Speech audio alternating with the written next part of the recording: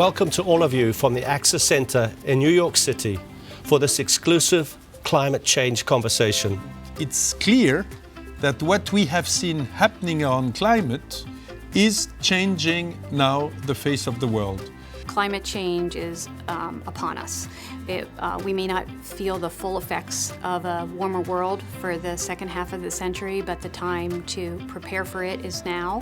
The best models predict now there may actually be fewer hurricanes in the future, but if they're stronger, the strongest ones may occur more frequently, which is not a good outcome. So events like Patricia may be the kind of thing we'll see more of in the future. Every country in the world is aging. We know in most major heat waves, the elderly are always at higher risk. Often it's the case that the steps you need to take to be the most resilient to climate change, at least in the short to medium term, are the same that you should take anyway, and that means there's co-benefits. So for example, Beijing wants to reduce its emissions partly because they're concerned about climate change, but also because the pollution is unbearable there.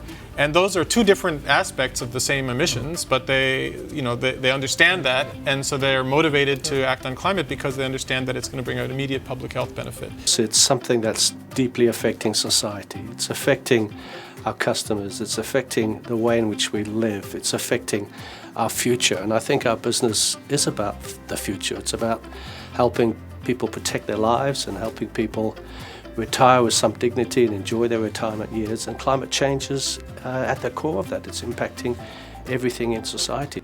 The facts are the facts, and I think as insurers, it's our duty, our role, our responsibility to share them, because we are among the biggest data collectors. Therefore, we are able to see trends. So increasing the common knowledge, helping the research community make these facts better known and go beyond the facts to try to understand what's driving them is something we need to do. My research is in the area of risks related to climate, which especially includes extreme weather events and how they're related to climate, both natural climate variations as well as human climate change. And clearly we see in the words and actions of AXA as a company that it believes these themes are important. The first positive thing I'm seeing is that the governments of large countries, which were more or less in denial until now, have started to take this thing very seriously. We shouldn't fool ourselves. I mean, the private sector is both a problem and the solution. It's a problem because what's driving the degradation is not only the fact that some governments were in denial, it's also the fact that the private sector was investing. I mean, what's creating the problem? Behaviors due to investments which are not appropriate. Investing in coal today for me is exactly as investing in the asbestos industry in the 50s. At the time, people didn't exactly know.